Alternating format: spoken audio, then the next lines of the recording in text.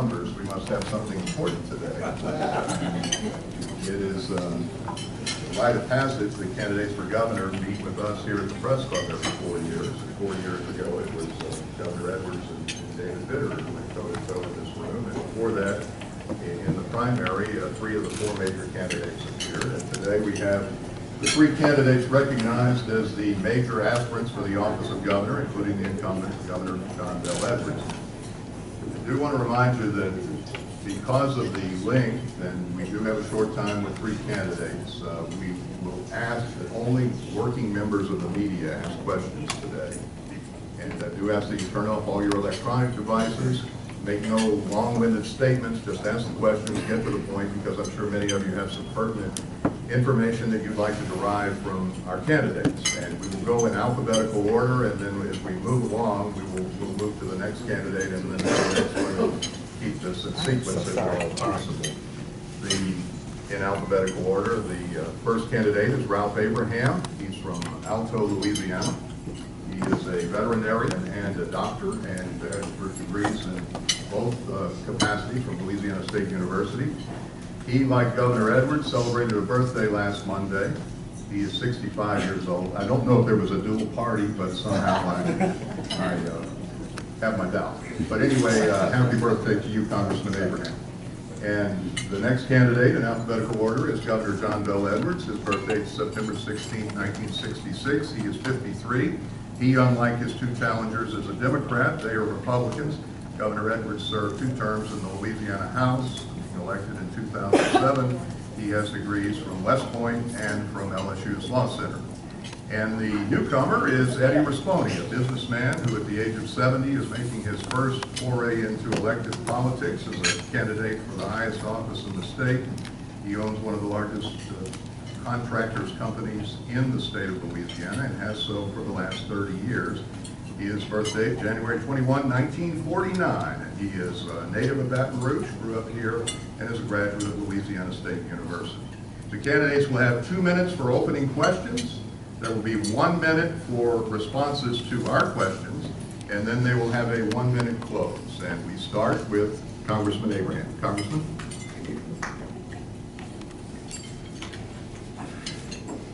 Well, thanks for doing this. It's always a pleasure to be with you guys. For those that don't know me, I did grow up in Northeast Louisiana on a very small farm. It's where Diane and I live now. We raise our children and certainly have our grandchildren come see us there a lot. I have been very blessed and honored in Louisiana to serve as a soldier, a farmer, a pilot who still flies search and rescue with the Coast Guard Auxiliary, a veterinarian, as you just heard, and a family doctor that serves some of the forces of the Louisiana Delta. And as most of you know now, I'm hopefully a conservative Christian voice in the U.S. House of Representatives in Washington, D.C.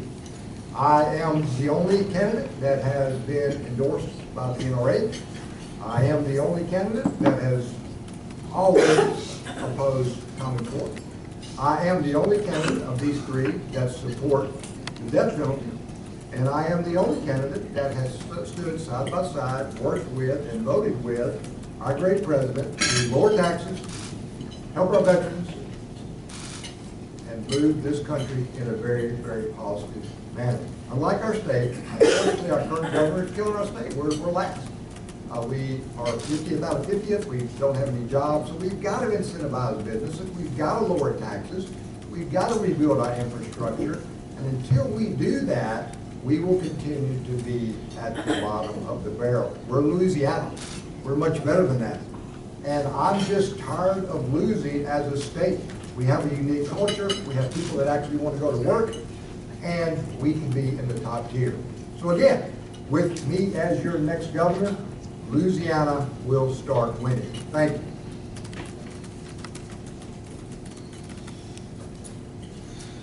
Good afternoon, everybody, and thank y'all for doing this and allowing us to have the opportunity to come before the press club.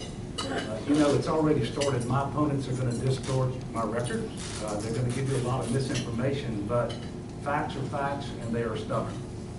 It was a $2 billion budget deficit the day I became governor. The largest in the state's history was a $500 million surplus. The unemployment rate today is 4.3%. It was 6.4% the day I became governor. The economy in the state of Louisiana, measured by GDP, is the largest it has ever been in our state's history. It's growing at the 10th fastest rate in the country, #1 in the Southeast. $10,000, that's the amount of the teacher pay raise, the first one given in 10 years as we start investing in our children. Again, 450,000 Louisianans with health insurance who didn't have it before I became governor. One of the ways we addressed that deficit, by the way, saving over $300 million. And now the uninsured rate in Louisiana is the lowest it has ever been, and it is lower than the national average. 170 major economic development projects since I've been governor. $41 billion of capital investment, 34,000 jobs created. Look, those are the facts. They are stubborn. But Louisiana is much better off than we were 4 years ago by every relevant metric. And the people of Louisiana know it. You know, these gentlemen pine for the days of Bobby Jindal. Louisiana does not. We are not going back. We've come too far. And yes, there's more work to do. But I'm absolutely confident our best days are ahead of us. Despite all that they're going to do to mislead and to distort my record, if we would just refuse to be Washington, D.C., and continue to work together, Republicans and Democrats, putting Louisiana first, our best days are ahead of us.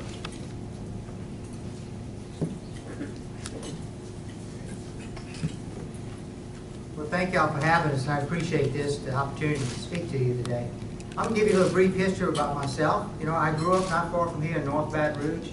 We had a family of 9. My dad was a blue-collar worker and worked at Standard Oil back then when he came here to Louisiana. That's where he established himself. I've had a job since I was 15 years old, working construction. Worked every summer during school year, during high school. Then I worked my way through college and got a degree in construction. Worked construction all over this country for 14 years. And about 30 years ago, next month, my brother and I started the company we have today. We've been extremely blessed. We started that company in my living room with 3 of us. And today we employ almost 4,000 families across the South. We know we are blessed. We know what it takes to build a job. We know what it takes to work with job creators. We know how to fill those jobs with Louisiana citizens. And that's why I'm running. You know, Louisiana, believe it or not, Louisiana is last in our economy in the United States. We're the only state in the country that is losing jobs. We need a job creator. We need someone that has serious business skills, someone that can turn the state around. And that's what I'm here for. We need to do something different. We've had politicians now on both sides of the aisle, and we're still on the bottom, folks. We need to do something different, and it starts by electing a different kind of governor. And that's why I'm in this race. I'm in this race because I believe we can be the #1 state in the South when it comes to jobs and opportunities, and I think I'm the only one that can do that. And that's why I'm in this race, because our children and grandchildren need a future in Louisiana. Thank you for listening.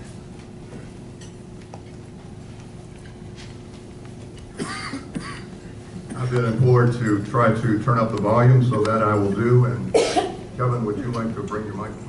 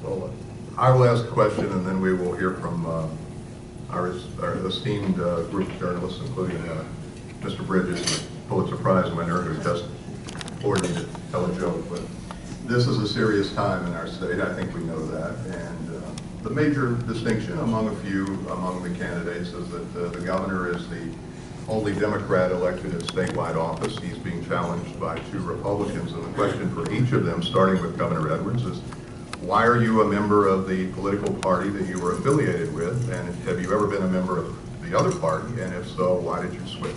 Governor?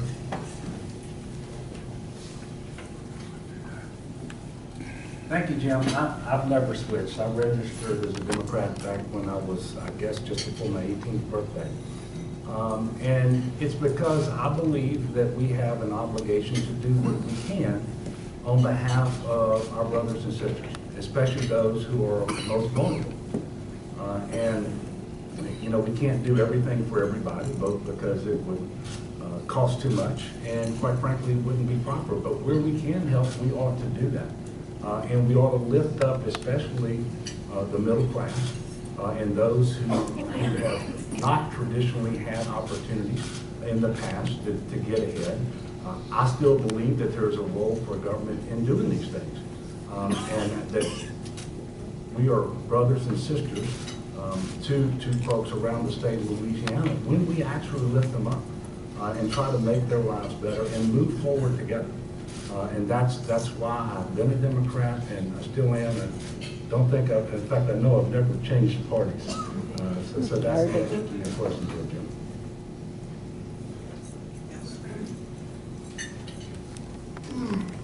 Well, I have to say that I started out as a Democrat at 18 years old. It didn't take long to change to a Republican once I got a job and started working around the state and the country. I will tell you that there's a distinct difference between a Republican today and a Democrat. And I like to put it this way. You know, we want to teach people to fish and not just make them dependent on us. And that's a big difference. We care about our people. We're going to make sure that we take care of the ones that need help. But we also want to give them a lift up. And that's why I've been involved with education and training, because I really believe that's what we need. We need people to be more valuable to themselves and to their families so they can help themselves. And that's what I'll do, create jobs and fill those jobs with Louisiana citizens, and the ones that need skill upgrade, we will do that. Thank you.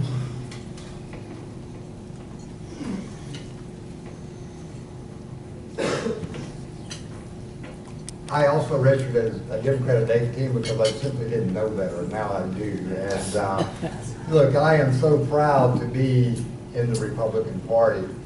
We are pro-life. We are pro-gun. We are pro-fiscal responsibility.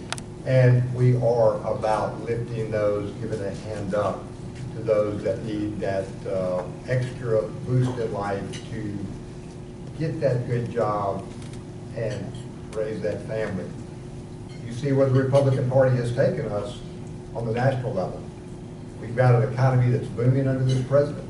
We've got 7 million plus jobs we cannot fill because jobs are bounty.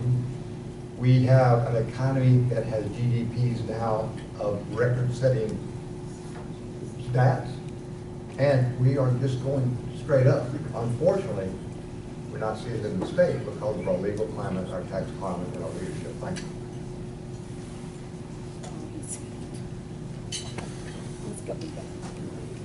Would you announce your name and affiliation when you ask a question? And Belinda?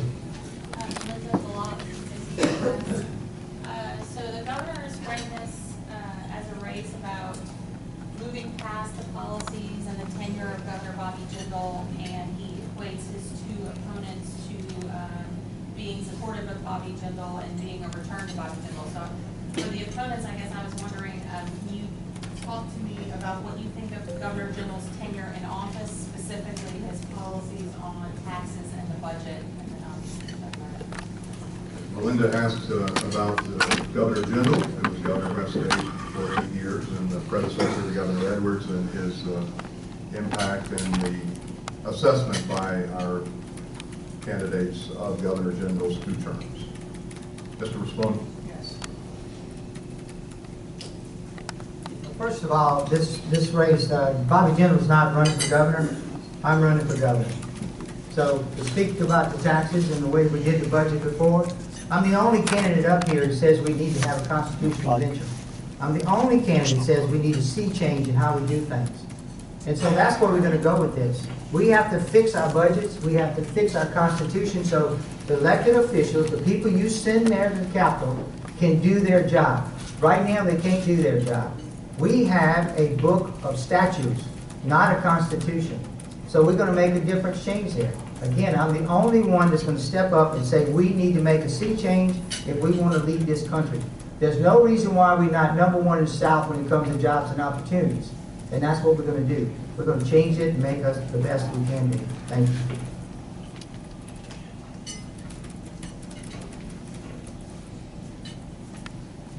The Bobby Jindal that I knew very early in his career was for less government, less taxes, more fiscal accountability, more fiscal responsibility, and more personal responsibility.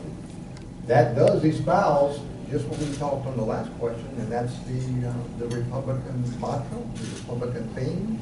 And whether it's Bobby Jindal, whether it's me as your next governor, those tenets, those core principles that I just listed, I think are good for the country, and it's certainly good for the state.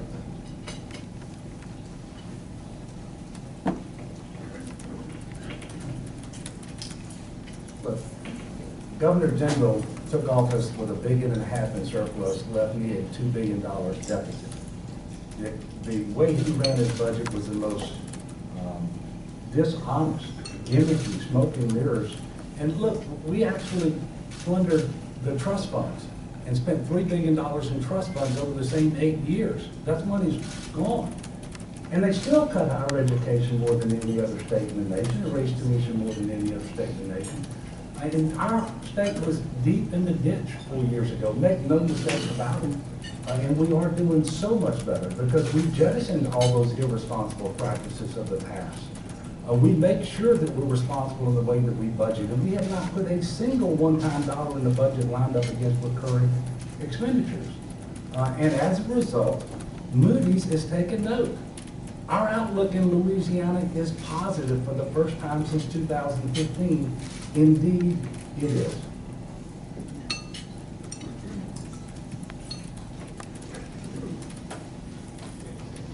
This question will go first to Congressman Abraham, then to Governor Edwards, and then to Mr. Raspone.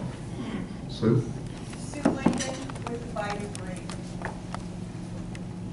With none of you being willing to mention and say the words climate change, how do we convince the nation of the necessity of restoring our coastline? How do we convince them we're not a sacrifice zone when we won't hold the oil and gas companies to their contractual obligation to restore the damage they created? The question is about climate change and the oil and gas industry's culpability, if any, and we'll start with Congressman Abraham.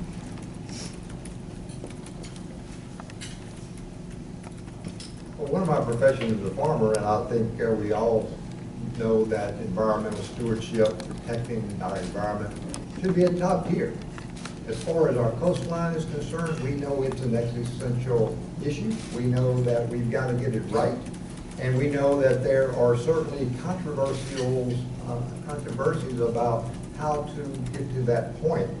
Personally, I want to stop these legacy lawsuits. I think they're frivolous against our oil and gas industry, and actually make them part of the solution. I've talked to most of them, not all of them. They want to be at the table. They want to be part of building the coast back. They have the technology, and I think as a governor, that we should certainly bring them to the table. We are the sportsman's paradise, but look what's happening. We are losing fishermen and we're losing oarsmen because of this, and we've got to get this right every day. But oil and gas can be part of the solution. Thanks.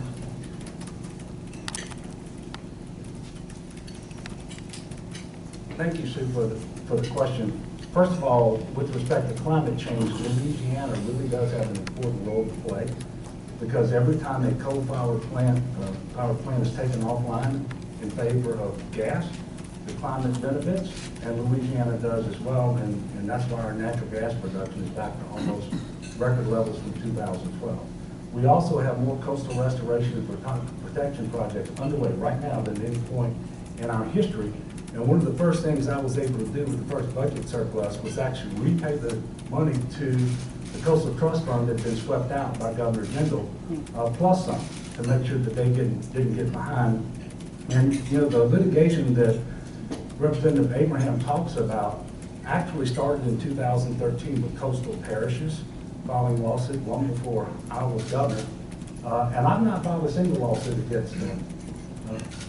Congressman Abraham has. He's filed it. The damage to his property caused by oil and gas interests. That's the fact.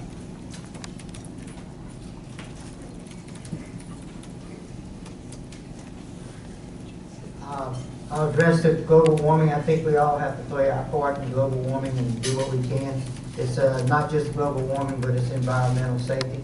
I know our industries have did a tremendous amount of work over the last decades to do something with the environmental side of it. I know we have a coastal plan that we're working on. We have to work together on that. I think going in there and suing the oil and gas companies and trying to extort money from them and not put it back into the environment is not the right approach. We can't have plaintiff attorneys working on contingency fees. We need to have our Department of Natural Resources doing their job with the permitting. We haven't looked at one permit in the last 4 years. Not one permit has been looked at. One of my first executive orders is to tell the Department of Natural Resources, do your job. Look at these permits that the lawyers are saying we didn't follow. That would be one of the first things I would do. We're going to work together to solve this, and we're going to protect our coast and our environment.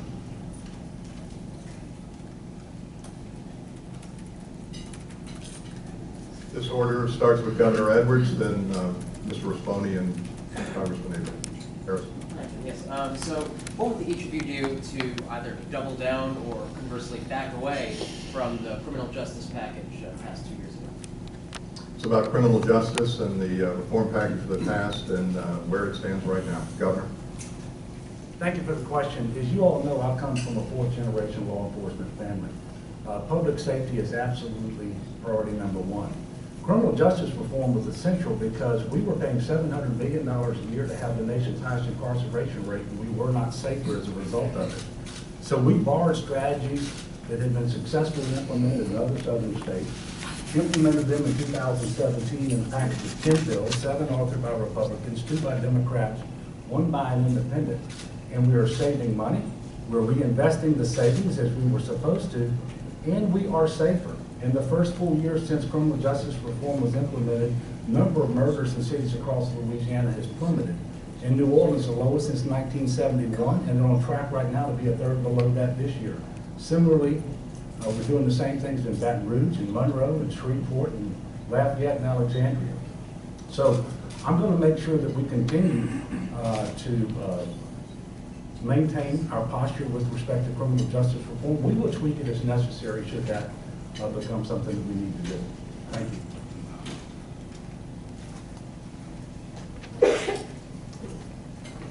I think our criminal justice reform that we put forth was a good attempt. It was an attempt to fix things, but the rollout was where we had a problem.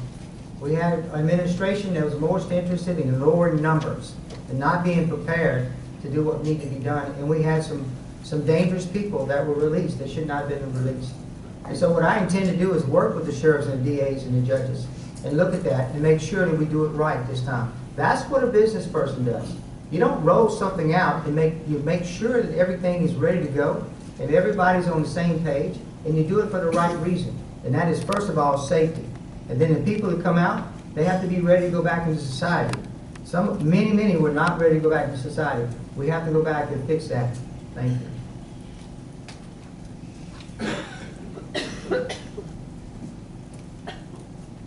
Governor Edwards' rollout was a disaster. You've got violent criminals that have been released, that have killed, that have raped, that have assaulted after they have been released early. That's going to stop. We are going to get the players at the table that actually have that decision-making process, and we will get criminal justice reform where it needs to be. We've got to get the sheriffs, we've got to get the DAs, we've got to get everybody that has a part in the game talking and coming up with a solution that actually works. And don't worry so much about the money. We worry about public safety.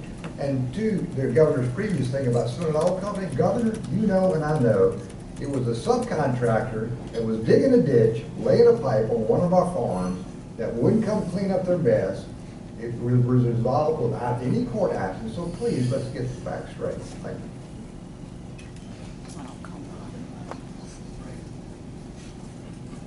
you. We'll start with Mr. Risponi this round, and Tyler Bridges, what is your question? Yeah, I must confess, I don't feel like there's been a lot of specifics from the three candidates exactly what they would do if they are living in the governor's mansion next year. So I'd like to ask, what are the 3 or 5 specific policies that you would enact if you become governor? What are the 3 policies that you would enact if you became governor?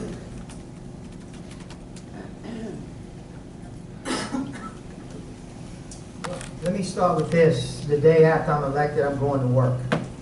And I'm going to go to work, and like I said earlier, I'm going to contact all the oil and gas people, manufacturers, saying, come back to Louisiana, stay here, we're going to work with you. Then I'm going to let all these parishes know that we're ready to go to work. But the other thing is I'm going to go out and recruit good, talented people. That's what business people do.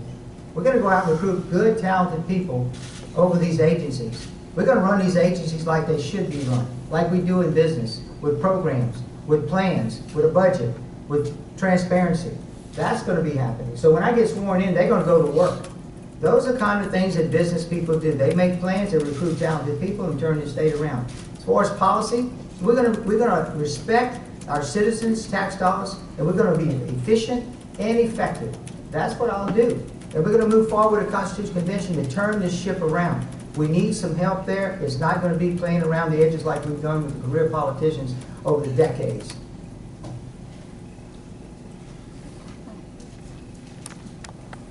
Everybody should take note that the District Attorneys Association supported each and every one of the 10 bills that I signed into law. And just last week, I received the endorsement of the Louisiana Sheriff's Association. So I work with all of those folks every single day. The next 4 years, we're going to maintain the momentum that we have. We're going to make sure Louisiana doesn't go deep into the ditch again so that we can continue to invest in our critical priorities. We just made new investments in education for the first time in a decade. That is going to continue because our economy is going to continue to grow. We're going to continue to create jobs in the state of Louisiana, more opportunity and more prosperity.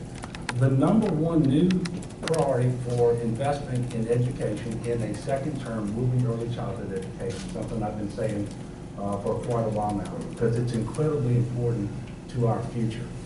That's how we're going to achieve better educational outcomes, and that's how we're going to reduce the achievement gaps that have plagued our state for too long.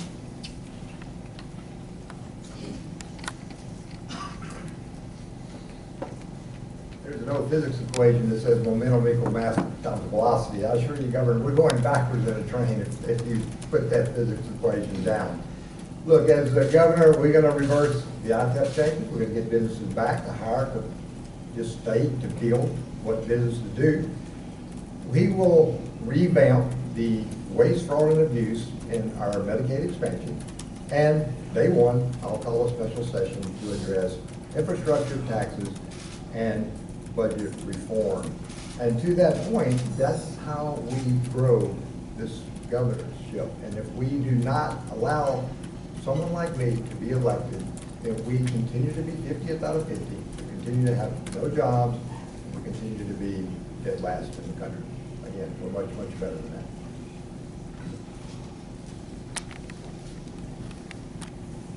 Congressman, we'll start this round. Planning. The slightly tweaked educational standards that are called Common Core have basically become settled law. How do you intend to reverse them if indeed you wish to do so? What is your stance on Common Core as far as preserving or reversing what is now established law? Lanny Keller asked that question. Congressman. On day one, hour two, that's another thing we will address directly. I have always been against Common Core. Again, I'm an objective data guy. We are 48th and 49th, depending on which poll you look in education. If it was working, we should be in the top tier, but it's not. We've got to let the teachers teach, the parents parent, and the parents empower their children to go to the school that is a passing school. If you're going to a failing school, you need to be able to have that choice to go to a school school that can actually give you a good education. The governor mentioned early childhood education. I think every candidate up here will say that is a priority one. Unfortunately, this governor says he's a priority, but it's only in an election year that he came out with a plan and put a little money to that. So I will make it a priority day one. We will fund it all the way up through our tops, which I will also fully fund. Thank you.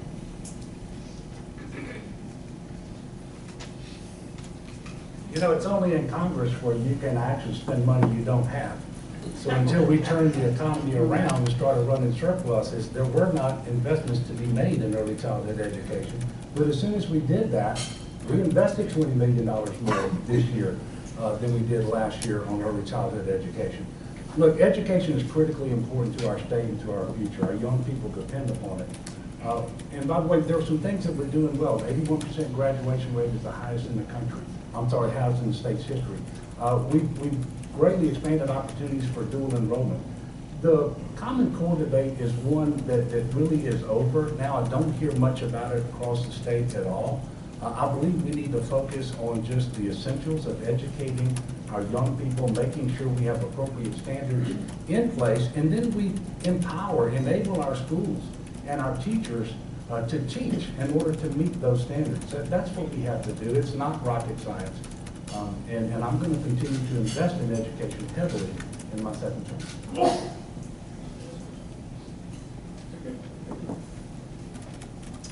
See, I've always been against the federal government taking over our schools, and I'll stand with that. But folks, we're last. Something has to be done. And I've always believed that we had to improve our education system. Common Core was not the answer. The Obama administration got Common Core and shamefully tried to incentivize everybody to install Common Core. At that point, we backed away and we said, we are going to root Common Core out of here. And we've been against it ever since. And as governor, I'm encouraging everyone, look at your schools, look at your districts. That's where it's at. You have a voice there. And go make sure that we're not doing something that we let the federal government run our schools. We're going to support the teachers, we're going to support the parents. And then on another subject I'd like to bring up, the lawsuit against all companies by Congressman, the big deal about that was mental anguish. It wasn't about fixing his property as well, but it was mental anguish. That's what plaintiff attorneys do, not Congressman. Thank you.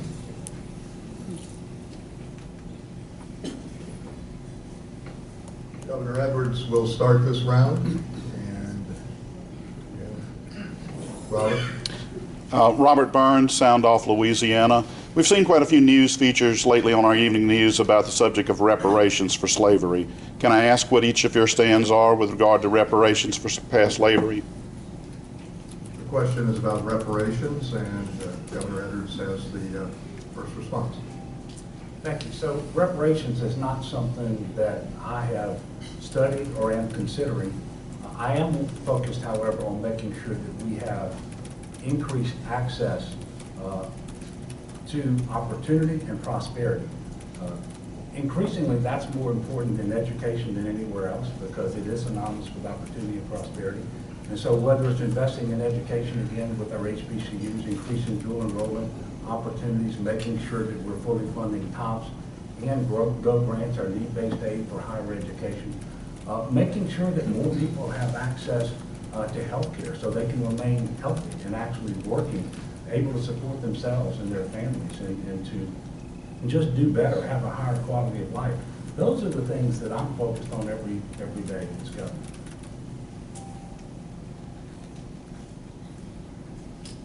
To answer your question, I really haven't given that much thought, but I've been over the last 25 years giving everybody an opportunity to have a career, a good education, and a job. And as a business person, I'm going to continue to do that.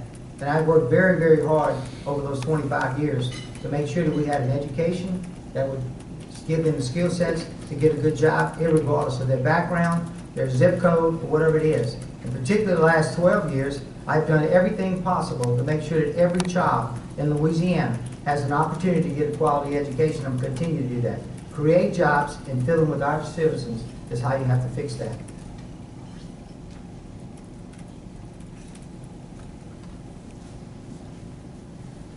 So I'll go back to where I live and where I've practiced medicine my entire life, and that's in the Louisiana Delta, with the African American community being a large part of that community. They are my patients, they are my friends. I go to church with them, I go get groceries with them. And I've had these discussions with many in this particular community. They're not asking for handouts. They're just asking for the opportunity. These small rural towns that populate Louisiana, they're not there. Again, I go back to the jobs that we do not have as a state. All they're asking for is the opportunity to raise their children in an environment that has a little bit of disposable income after they pay their bills. So I'll answer the question directly, unlike these two gentlemen that have not. I am against reparations. Thank you.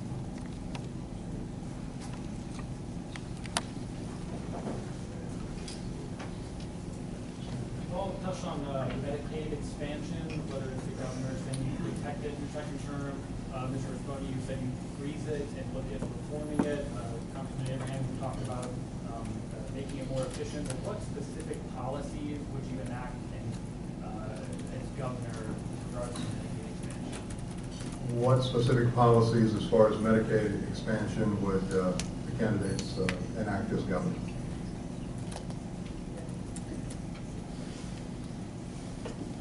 Well, we rolled out the Medicaid expansion and to help people who need it the most.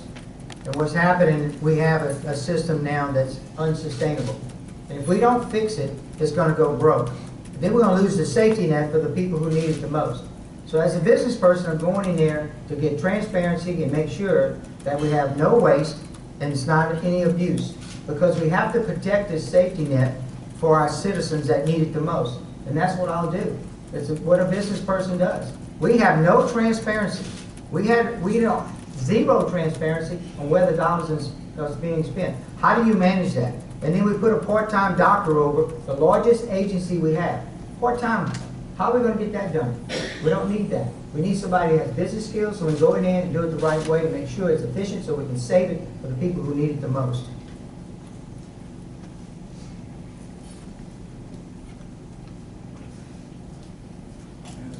Well, I am that general practitioner that takes a Medicaid expansion patient, and as I've said over and over, I don't have access to the specialists I need, I don't have access to the prescriptions that I need.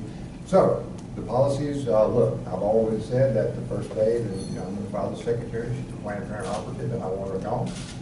We're going to get 1,600 of those $100,000 people that are making over $100,000 a year off the rolls, along with everyone that's ineligible off, so that those that actually need the service have the service and can use the service effectively. And for the first time ever, the patients, I've talked to many thousands of them, they actually want to invest in their health care. They want to have say. We're going to let them have a seat at the table too and actually make some decisions that make their lives better.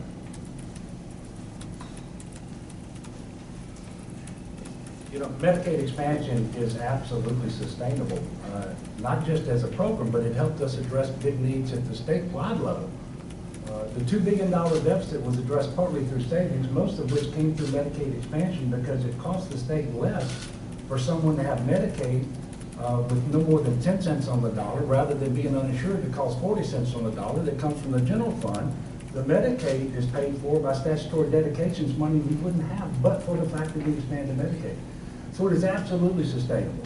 Louisiana is one of 8 states recognized by the Trump administration for implementing best practices to root out waste, fraud, and abuse in the Medicaid system.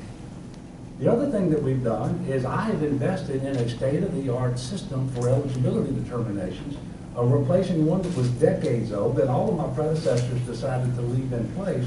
This is a much more robust system that ties into more state and federal databases real time to ascertain eligibility. And we're going to continue to move forward in that manner.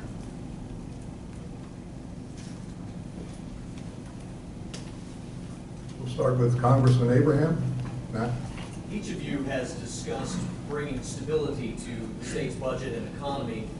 Would you support unlinking federal and state taxes by eliminating the deduction on state taxes for federal income taxes paid?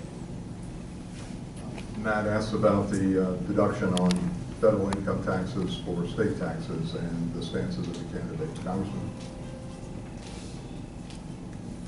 Yeah, the way it stands now, because we've lowered taxes on the federal level, because of Trump's tax cut and jobs plan, which I actually voted for and was proud to do it, then you're deducting less on your state tax and you're paying more in state taxes. So the governor can talk about the surplus that he's getting, but it's still taxpayer money. Whether you pay it to the state or you pay it to the federal, it's still our money. So yes, you've got that disconnect there that has to happen. And if we don't allow businesses to move, if we don't have more jobs, more people paying into the system, bringing those taxes up, then we're going to lose again and again and again.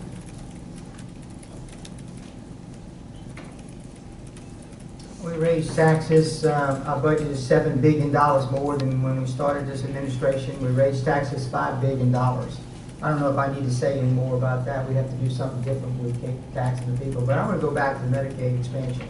We found out, the auditors here today, we found out we had $85 million of waste in there, people that were not eligible. Sure, we went back and fixed it. But that's what politicians do. They find out that we made a serious mistake by hiring someone that's part-time to head of the largest agency. Business people don't do that. We make sure we're prepared to do that. We still to this day do not have transparency. We don't know where we're spending money in the largest agency we have. We have the Louisiana checkbook. We're supposed to show where every dollar is spent. To this day, it's not implemented. We should have had it done in 3 months. No, we kicked the can down the road because we don't want citizens to know where we're spending their money.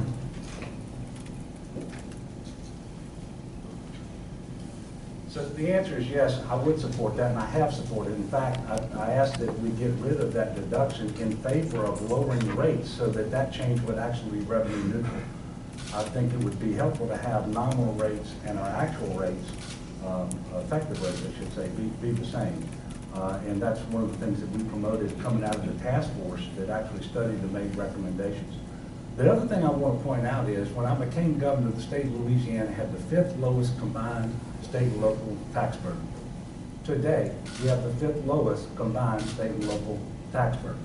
That's how moderate the changes were, and as we were able to do so last year, we actually lowered the tax burden by more than $600 million precisely because our economy is growing and the revenue is coming in, and we were able to make the investments that we made and still run a surplus. And I like the fact that they keep talking about the surplus, because if this election comes down to whether surpluses are better than deficits, I like my chances.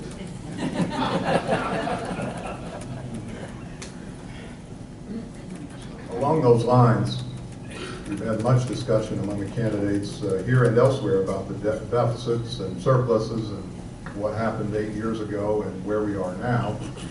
But at the same time, the federal government is running $1 trillion deficit. And what concerns, if any, do you have as a candidate regarding the federal deficit and how it affects Louisiana?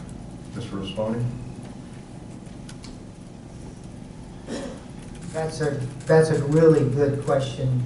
That if someone is an outsider, someone is protecting, doing this for our grandchildren and great-grandchildren, because that's what we're doing. I am tired of hearing of politicians on the state level say, well, it's federal money.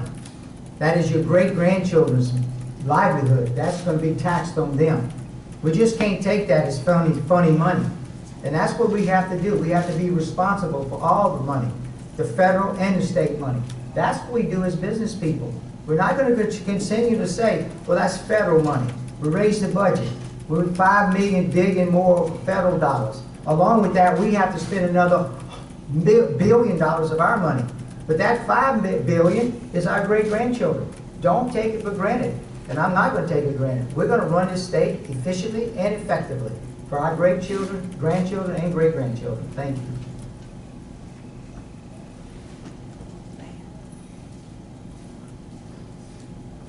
As a U.S. Congressman, look, I have stood on many a stump and said that our federal debt is a national security issue.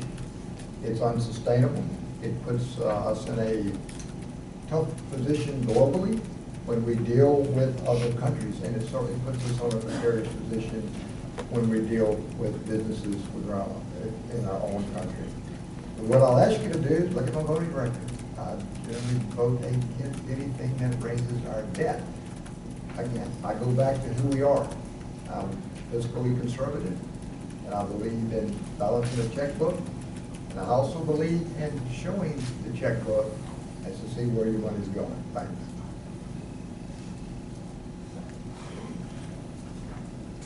You know, I think the question really gets at the crux of the difference between state government and federal government.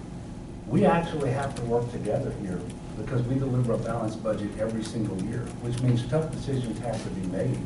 And you've got to do the hard work necessary to achieve bipartisan consensus, especially when you have a Republican majority in the House and in the Senate. And all of the bills necessary to right our ship and create the stability we needed actually needed a 2/3 vote.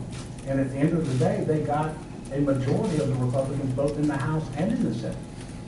So that's the difference. We don't get to put off the hard decisions in the state of Louisiana.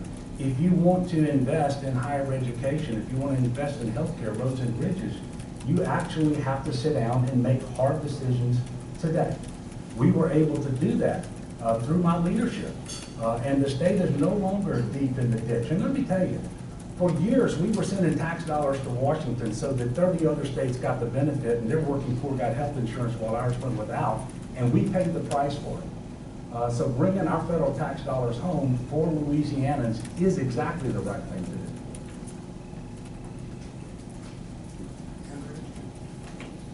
Louisiana frequently finds itself in this predicament where the only parts of the budget up for grabs are education or healthcare. All of you have spoken about the importance of fully funding education. So what other parts of the state budget should be on the table when it's time to make cuts, and what would you do to open up those revenue sources? Her question, Andrea's question, is about what other areas other than education and healthcare would be fertile for cutting if reductions are necessary in state government. I think you're first. Thank you for the question. You know, the fact of the matter is we do have a lot of constitutional dedications. But these are dedications that more than 2/3 of the legislature at some point thought was in order, and the Louisiana people also voted to make sure that they were protected. And it's not like if you free those dedications, you're not going to spend those monies. You know, for example, the biggest one is K-12 education. I don't propose reducing our investment in K-12 education. But the good news is today we are funding education, $200 million more than last year. So we actually are doing better. We're fully funding TOPS. Gov grants funded at the highest level ever. And so we didn't need to make structural changes in order to tend to our business. We just needed to tend to our business. And we were able to get that done, and I'm proud of the hard work. And look, it took a little longer than it needed to. There were a couple more sessions that we should have had to have had. But at the end of the day, we got the work done. We are funding our government, and we are not cutting education.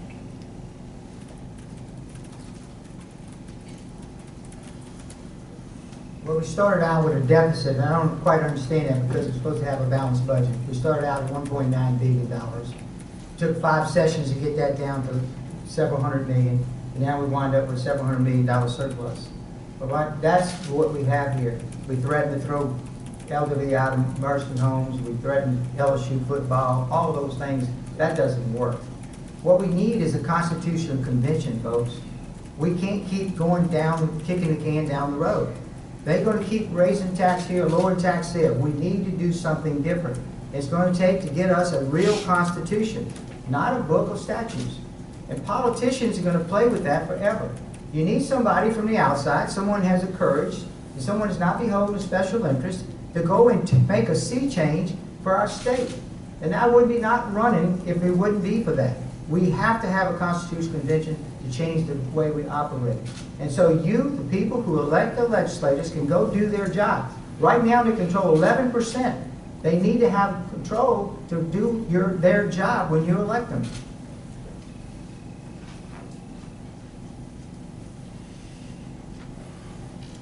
It is to the point in our Constitution that we can only cut healthcare and education, and that is a shame. Look, we have an opportunity here next year with a conservative governor, a supermajority in the House, to move this fiscal football in the right direction, where education, for once, will take top priority. Now, I'm not opposed to a constitutional convention either, but, let's do it the right way. Let me lead with a good super majority, and we can do fiscal reform. You have to be careful. If you open up that entire Constitution, because there's no such thing as a limited constitutional convention right now, then you put a thing on the chopping block, like protecting the unborn, early childhood education, those things that we in this room consider important. So, gotta be done in the right way. If you do it the wrong way, you're gonna mess up.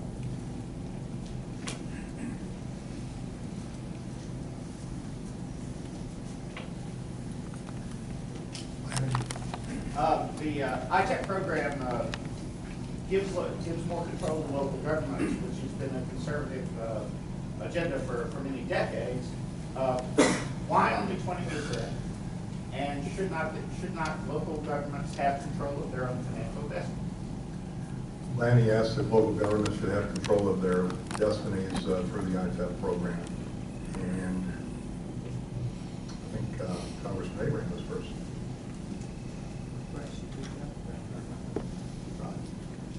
Well, absolutely, local governments should have control of their local environments, but having control of ITEP specifically, you see what it's done. It's driven large companies out of the state, and they're not coming back unless they have that predictability, they have that certainty. Look, these are companies that plan not 6 months, not a year, 5, 10, 20 years down the road.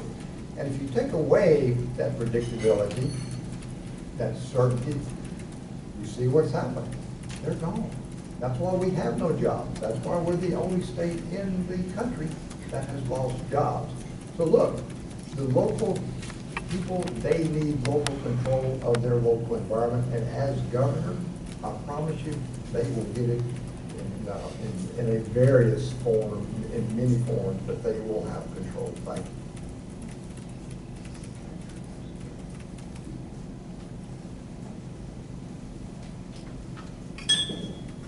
The congressman's going around the state saying the first day he's going to reverse the ITIP, put it back to where it was.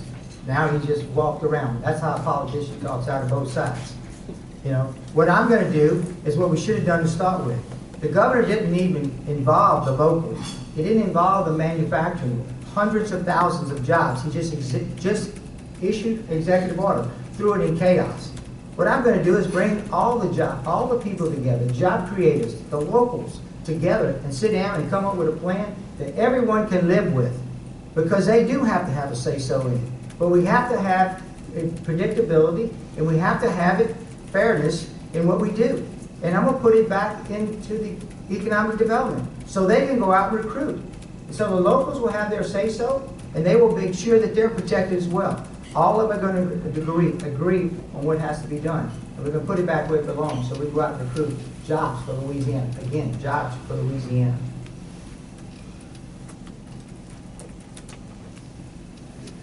You know, you're entitled to your opinion, as misinformed as you want it to be, but you're not entitled to your facts. I had multiple meetings with local elected officials and with business and industry before I made any changes, and I continue to meet with them on a routine basis. Look, the fact of the matter is, in my term as governor, the capital expenditures associated with ITEP applications that have been approved exceed $100 billion. More than twice what they were under Bobby Jindal's last 4 years as governor. So this idea that it's broken and it's not working is just belied totally by the facts. I will not go back to 100 cents on the dollar, because we don't need to be at 100 cents on the dollar in order to be competitive, as evidenced by the fact that our program continues to grow. Locals will keep their seat at the table because every dollar being exempted would otherwise go to local government. And we will continue to tie the ITEP approvals to jobs created or to a compelling case of jobs retained. Those things just make sense, and they are working for the state of Louisiana.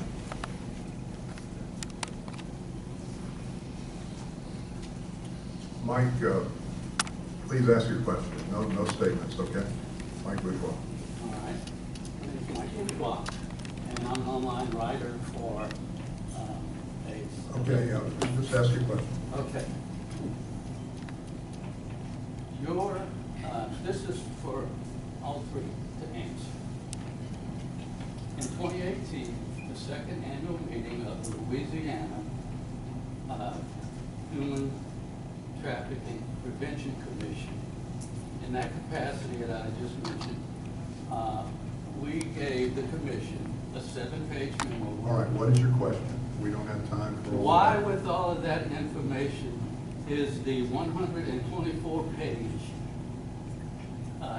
2018 annual report from the commission, why does it not mention a single word of the major part of that, which is a national study done by Dr. Lara when she was with the U.S. Department of State under Obama that found that 55% of sex trafficking victims, women and girls, become pregnant and are forced into abortion. All right, the question is about human How would trafficking. y'all do that differently for later? And Mike is asking regarding human trafficking and the choice issue as well. Governor?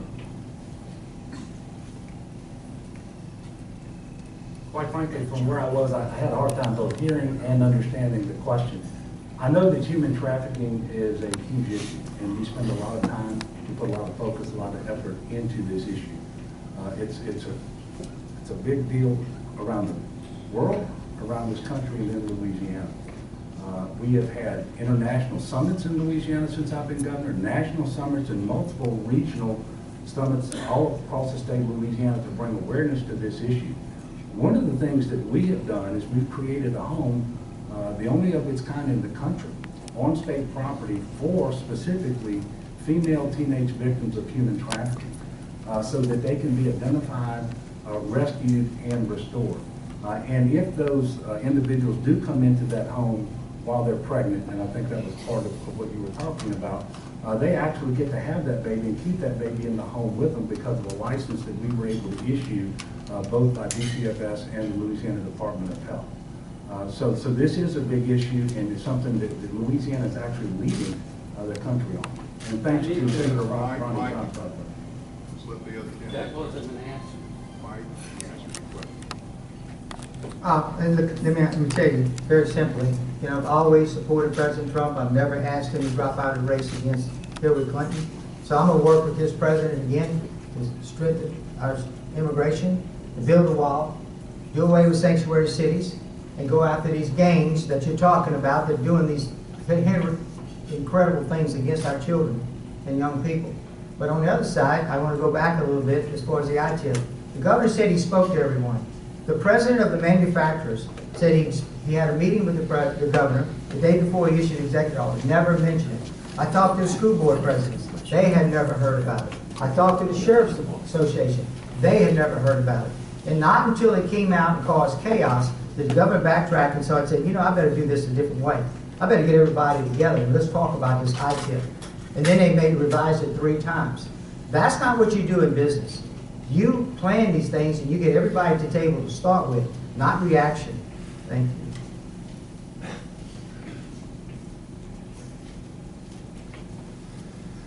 I've actually worked with our great president on the federal level with this sex trafficking. It is horrific, it is wrong, and I have voted to stop it at every level that it exists. Now, there's also, I heard something about choice. There's a false narrative put out by my opponent that I am not pro-choice. Let me clarify that. Life begins at conception. I am against abortion, including rape and incest. If there is a issue with the mother's health in the 3rd trimester, the way to solve that problem as a physician, I can tell you, is to deliver the baby. So, I know it's a campaign year, I know things are being thrown around that aren't true, but that's where we stand on choice, that's where we stand on sex trafficking, and also, let me clarify because it was misstated too, I will reverse Governor John Bell's ITEP changes on day 1. My question was, why is that information not in the annual report that we gave you? Each candidate has a chance for final remarks, 1 minute, and we started with Congressman Abraham and then went to the governor and then to Mr. Risponi, so it will go in reverse order this time with Eddie Risponi beginning. Again, thank y'all for having me. This is all new to me. I'm an outsider. I'm a business person. I'm someone who never had ran for office before, but it got to the point that the politicians, we're still last, folks. We're last in this country. We have to do something different. And it starts by electing a different kind of governor. An outsider, a conservative, someone with serious business skills, someone is not beholden to special interests, and someone has the backbone to go up against the status quo and turn the state around. We should be #1 in the South when it comes to jobs and opportunities. Let's elect someone that knows how to create jobs, thousands of jobs, and work with every sector of the economy to do that, and knows how to fill those jobs with Louisiana citizens. It's not that complicated. We just have to do something different if we expect different outcomes. Thank you for listening, and thank you for having us here today.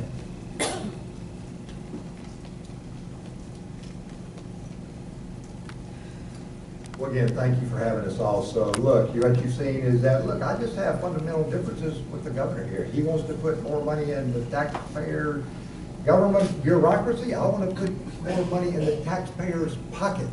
And that's where we just mainly differ a lot. His solution, taxes, taxes, taxes. My solution, more jobs, more freedom, less tax. We do have to rebuild infrastructure. We do have to invest in our children, and we do have to protect the most vulnerable of our society. So we're going to get this pension reform right. We're going to get this prison reform right, and we are going to make Louisiana safer. We are going to let Louisiana win. Help is on the way.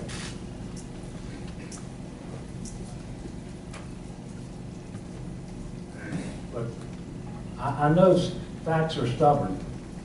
It's just the way it is. We have the largest economy in the history of our state today, and it is growing faster than the national average. In fact, number 10 in the country, the #1 growing economy in the southeast United States. Unemployment is 2 percentage points lower than I became governor. The deficits that crippled our state so long are gone. They've been replaced with surplus. And this happened because of bipartisanship. The hard work that was necessary to right this ship by bringing Republicans and Democrats and independents together, to do the hard work by putting Louisiana first, not party. And if we will just resist the urge to become Washington, D.C., which is what I'm hearing a lot of over here, our best days are ahead of us. I have never been more optimistic about our state than I am right now. I am bullish on our future. We've come too far. We're not going to turn back. The people of Louisiana won't stand for it. So I'm asking for the support of the people of Louisiana. Give me your vote. You'll get another 4 years of good, hard work and progress.